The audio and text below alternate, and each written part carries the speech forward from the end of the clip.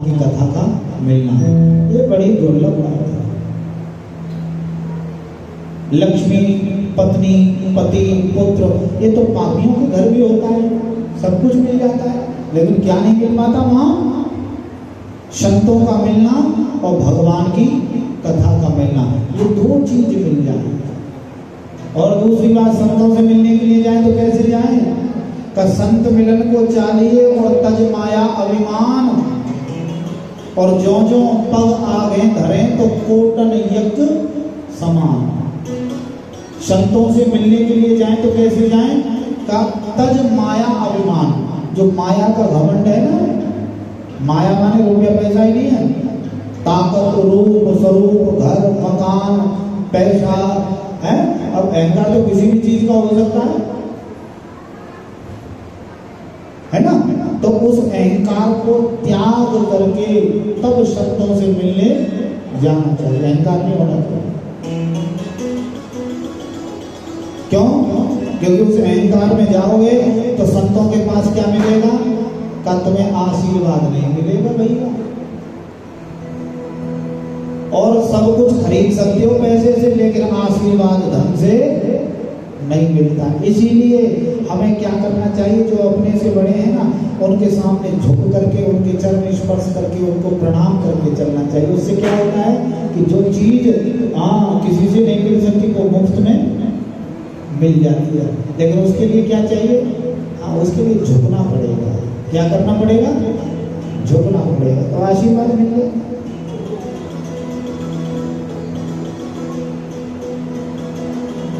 कितनी सुंदर बात है। अब वहां सबसे पूछने लगे कि महाराज हमें 7 दिनों में मृत्यु होगी, कोई उद्धार करने को कोई उपाय? अब कोई कुछ बोले, कोई कुछ समझ में नहीं आए। इतने में कौन आ गए? सुखदेव जी महाराज। बोलिए सुखदेव जी महाराज की जय। राजा ने पूछा कि महाराज कैसे होगी? 7 दिन में मृत्यु होने को श्राप मिले हुए। सुखदेव जी ने कहा कि हे राजन, आपको श्रीमद्भागवत सप्ताह श्रवण करनी होगी। पहले इस कथा का नाम श्रीमद्भागवत महापुराण था, लेकिन सुखदेव जी ने 7 दिन में सुनाई ना, इसलिए इसका नाम क्या हुआ? श्रीमद्भागवत सप्ताह ज्ञान यज्ञ हुआ। महाराज कौन सुनाएगा? सुखदेव जी ने कहा कि भैया हम ही सुनाएंगे, है ना? सुखदेव जी कौन है? का भैया सुखदेव जी हैं व्यास जी महाराज के पुत्र।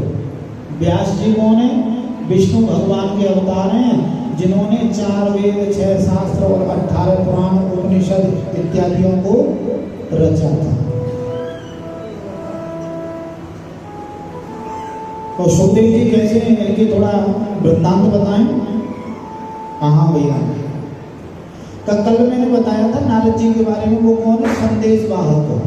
जैसे डाकिया होता है ना हमारे यहाँ, पत्र पहुंचाने वाला इधर से उधर, ऐसे नारद जी हैं। वो क्या, यहाँ की बात वहां पहुंचाना, वैकुंठ की बात स्वर्ग में ले जाना, है ना?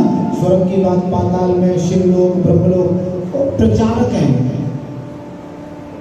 प्रचारक होते हैं ना, ऐसे हैं। कौन? नारद जी। अब प्रचार भी करते हैं और थोड़ा विनोद भी करते हैं। नारद जी महाराज जब विनोद करते हैं ना, तो झगड़ा कराते हैं। झगड़े में क्या करते हैं? उनसे कोई ना कोई लीला निकल करके एक बात मैं बताऊं, संतों के झगड़े में से भी संसार की कोई ना कोई कल्याण की बात होती है। अब नारद जी ने यहाँ भी देखो झगड़े की बात मन में विचार करी कि भैया आज तो कहीं ना कहीं लड़ाई होनी चाहिए, तो कहाँ हो? खा भैया सब चालाक भोलो भालो आदमी रहे भाई, ये बह ना सके, है ना? तो क्या करें? का शंकर भगवान के पास चलते हैं। वो बड़े भोले भाले कहते हैं ना भोले भालों को, लेकिन याद रखना भोले और क्या कहते हैं? भोले भाले। भोले भी है और भाला भी आ रहा है, भाले, है ना? जब क्रोध में आते हैं ना, तो संसार की प्रलय वही करते हैं। कौन? शंकर भगवान। कैलाश पर्वत तक पहुंच जाते हैं। नारायण नारायण नारायण नारायण। अब कैलाश पर्वत पर देखा माता पार्वती विराजमान है, लेकिन शंकर भगवान नहीं है। ये देख करके माता पार्वती को प्रणाम किया कि माते प्रणाम, आओ पुत्र नारद, बैठो। ठीक हो? हाँ माते, बस ठीक है। इधर से जा रहे थे, सोचा कि कैलाश पर्वत पर चल करके त्रिनेत्रधारी भूत भावन भगवान भोलेनाथ के दर्शन करते हुए चले, जिनके दर्शन करने से करोड़ों जन्मों के पाप नष्ट हो जाते हैं। और शंकर भगवान के देवादेव महादेव के दर्शन करना चाहते हैं। यही लालसा लेकर के आए थे माते, लेकिन दिखाई दे रहा है कि यहाँ तो भोलेनाथ है नहीं। माता पार्वती कहने लगी कि पुत्र, भगवान भोलेनाथ अपने भक्तों को दर्शन देने के लिए अब पृथ्वी लोक पर गए हैं, इसलिए वो तो यहाँ आए। हाँ ये बात तो है माते। इतना तो मैं जानता हूँ माते कि भोलेनाथ जितना प्रेम अपने भक्तों से करते हैं उतना प्रेम और किसी से नहीं करते हैं, आपसे भी नहीं करते हैं उतना प्रेम। अब माता पार्वती को जब ये बात पता लगी है, नारद जी ने कहा कि आपसे भी नहीं करते, तो मैया ने मन में विचार करो कि ये जहां भी जावे वहीं लड़ाई करवाओ और झगड़ों करवाने के लिए आई, यहाँ आए हो। ये कौन सोच रहे हैं? माता पार्वती सोच रही हैं। उन्होंने कहा कि नारद तुम जहां भी जाते हो वहीं पर झगड़ा कराते हो, लेकिन हमारे पति भगवान भोलेनाथ हमको समझा करके गए हैं कि जब नारद आए तो उनकी बातों में मत आना, हम तेरी बातों में नहीं आने वाले। तो सोच रहा है कि झगड़ा हो जाए। हाँ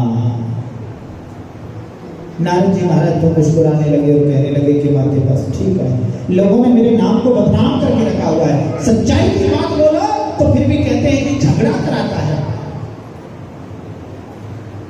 मैया कहने लगी तो क्या सच्चाई कह रहा है? हमारे पति हमसे प्रेम नहीं करते हैं, ये सच्चाई है तेरी? माते इसमें क्या बात है? जो सच्चा है वो सत्य है। तब क्या सत्य है? कोई भी व्यक्ति अपने गुरु मंत्र को किसी को भी नहीं बताता, लेकिन भोलेनाथ ने अपना गुरु मंत्र भी हमें बता करके रखा है। और तुम कहते हो कि वो हमसे प्रेम नहीं करते? माते ये बात नहीं है तो क्या बात है? तो नारद जी कहने लगे कि मां तुम ये जानती हो कि भगवान भोलेनाथ शमशान में क्यों रहते हैं?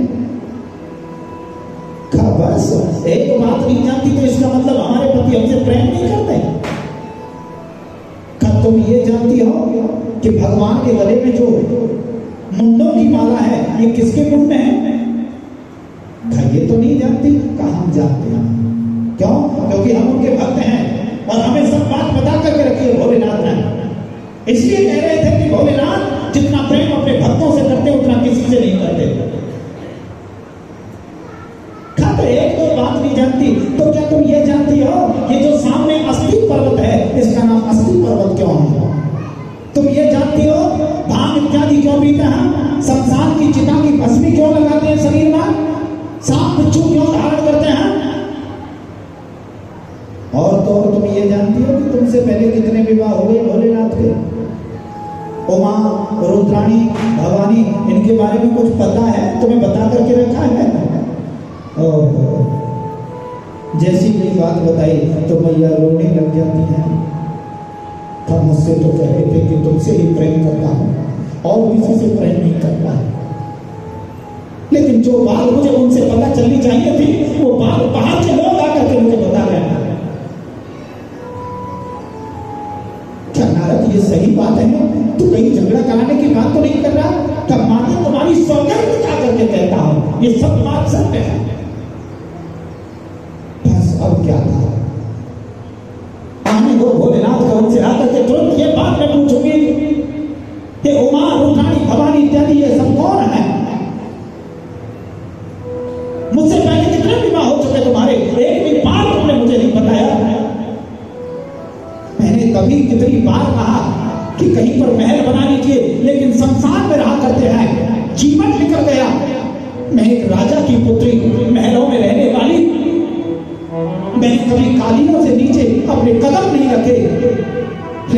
के साथ में जंगलों में, वनों में, इत्यादियों में विचरती रहती हूँ। जब बारिश होती है तो बरगद के वृक्षों के नीचे रह करके बारिश के मौसम का इंतजार करती हूँ कि ये मौसम कब जाएगा। संसार में रहते हैं, कितनी बार मैंने कहा कि संसार में रहना बंद कर दीजिए। मेरी बहनें मुझे देख करके हंसती हैं। कितनी बार मैंने कहा संसार में मत रहो, लेकिन नहीं माने। लेकिन आज चाहे कुछ भी हो जाए, इन सब बातों का मुझे उत्तर चाहिए, चाहे कुछ भी हो जाए। इधर नारद जी महाराज ने कहा कि अच्छा बात है, अब मुझे थोड़ा बैकुंठ लोक जाना है। नारायण नारायण। नारद जी महाराज वहां से चले जाते हैं। इधर पीछे से भोलेनाथ बता रहे हैं, सोहम सोहम सोहम। माता पार्वती ने आसन को ऊपर से डाल दिया, भांग का कटोरा रखा, आधी भांग फैल जाती है। भस्मी के कटोरों को ऊपर से ही डाल दिया, आधी भस्मी उड़ गई। सांप बिच्छुओं को श्रृंगार के लिए ऊपर से ही पटक करके मार रही है मैया। अब कुछ बोल नहीं रही है। देख करके भोलेनाथ देख रहे हैं माता की तरफ, केवल क्या कर रहे हैं, निहार रहे हैं। और मन में विचार कर रहे कि आज घर में कोई ना कोई बात जरूर है। ऐसी वृत्ति तो कभी भी पार्वती की नहीं हुई आज तक। ये ऐसी बात है, कोई बात नहीं। ये सब चीजें रख करके अब माता पार्वती ने कहा कि नंदीश्वर, मैं वहां ऊपर पहाड़ की चोटी पर झरने के किनारे बैठी हूं। अगर कोई विशेष आवश्यकता हो ना तभी मुझे बुलाया जाए, अन्यथा मैं एकांत चाहती हूं, थोड़ा मन को शांति प्रदान करना चाहती हूं। बोलिए बांके बिहारी लाल। ये जो मुंडों की माला है ये किसी और के मुंड नहीं, ये तुम्हारे मुंड है। कभी तुम उमा बन करके आई, कभी रुद्राणी बन करके आई, कभी भवानी बन करके आई, और तुमसे हम इतना प्रेम करते हैं कि जब जब तुम्हारे शरीर का अंत हुआ तो तुम्हारे मुंड को लेकर के हमने इस माला के अंदर पिरो लिया, जिससे कि तुम्हारी याद सदा के लिए हमारे हृदय के तुरंत में हमारे शरीर से स्पर्श करती रहे। तो महाराज हमारे इतने जन्म हो गए, कहां? तो तुम्हारे काम तो अजन्मा है, हमारा तो कभी जन्म नहीं होता और हमारी कभी मृत्यु भी नहीं होती।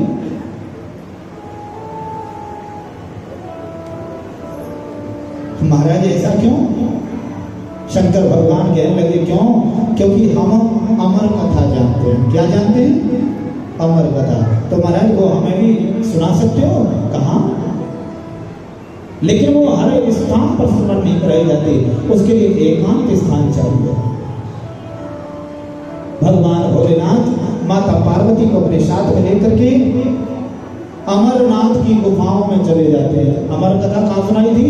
अमरनाथ। उस स्थान का नाम अमरनाथ इसलिए है क्योंकि वहां पर माता पार्वती को अमर कथा श्रवण कराई थी।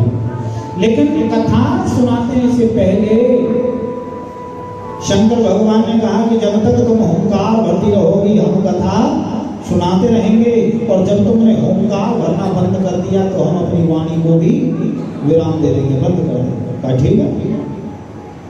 अब शंकर भगवान ने पहली चुटकी बजाई, जितने भी जीव जंतु पशु पक्षी थे सब चले जाते। हाँ, दूसरी चुटकी बजाई, जो छोटे थे वो बड़े हो गए। तीसरी चुटकी में सब जंगल को खाली कर देते हैं। लेकिन जब पहली चुटकी बजाई थी तो एक तोती ने गर्भ धारण किया था। दूसरी चुटकी बजाई, उसका अंडा बाहर आ गया, तोती उड़ गई। तीसरी चुटकी बजाई, अंडा फूट गया, लेकिन वो शिशु उड़ने के लायक नहीं रहा। कथा प्रारंभ हो गई। कथा चलते चलते राम कथा आती है। राम कथा में कुंभकर्ण की कथा आई, और कुंभकर्ण की जैसी कथा आई तो मैया सो गई, और जैसी मैया को नींद आई तो तोते ने जो शुक था ना अंडे से निकला था, उसने मन में विचार किया, आधी कथा सुन ली, आधी रह गई। और ज्ञान यदि आधा रहता है, जो गगरी होती है ना, मटका होता है, अगर उसको आधा भर लेते हैं ना तो वो छलकता है ना, और पूरा भरा हुआ रहता है तो वो छलकता नहीं है। उसी प्रकार ज्ञान यदि अधूरा हो तो वो कष्टकारी होता है, दुखदायी होता है। तो क्या करें, आधी कथा सुन ली तो आधी और सुने। उसके लिए क्या करें, मैया तो सो गई, हम ही ओंकार भरना प्रारंभ करते हैं। सुखदेव जी महाराज ओंकार भर रहे हैं और शंकर भगवान नित्य प्रभा से कथा श्रवण करा रहे हैं। आइए भजन के द्वारा इस कथा को सुनते हैं। बोले बांके बिहारी लाल हरि कथा सुनावे पार्वती को, शिव शंकर भगवान। अमर कथा को सुनते सुनते बंद हो गए कान हुआ के पड़ गए सोता, गिरा दे सोता, हुआ के पड़ गए सोता, गिरा दे सोता, हुआ के पड़ गए सोता, गिरा दे सोता, हुआ के पड़ गए सोता, गिरा दे पार्वती को शिव शंकर भगवान। अमर कथा को सुनते सुनते बंदे हो गए कान, के पड़ गए सोता, गिरा दे सोता, के पड़ गए सोता, गिरा दे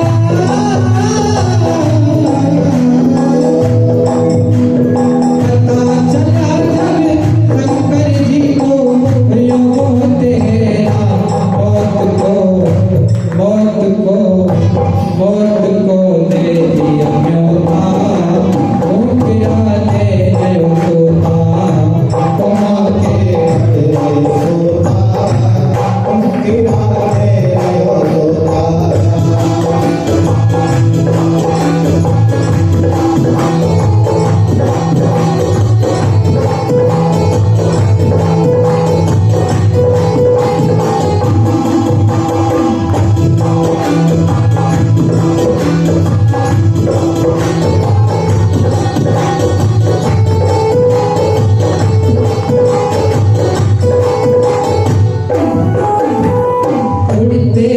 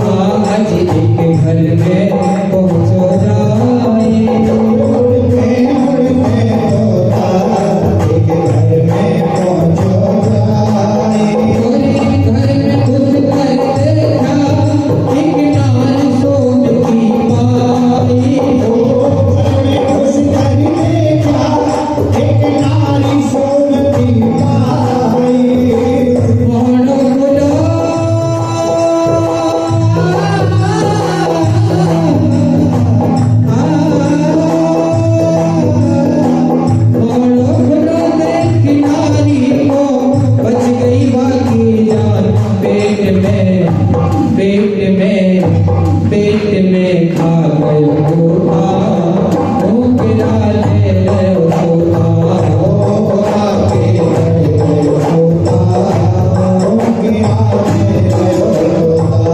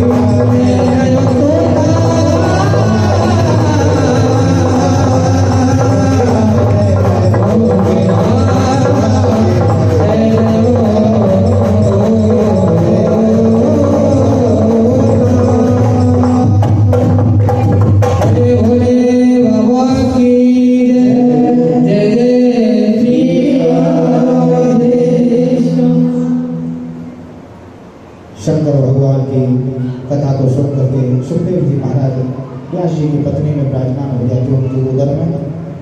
आज मैं अपनी वाणी को यहीं पर विराम दूंगा। समय के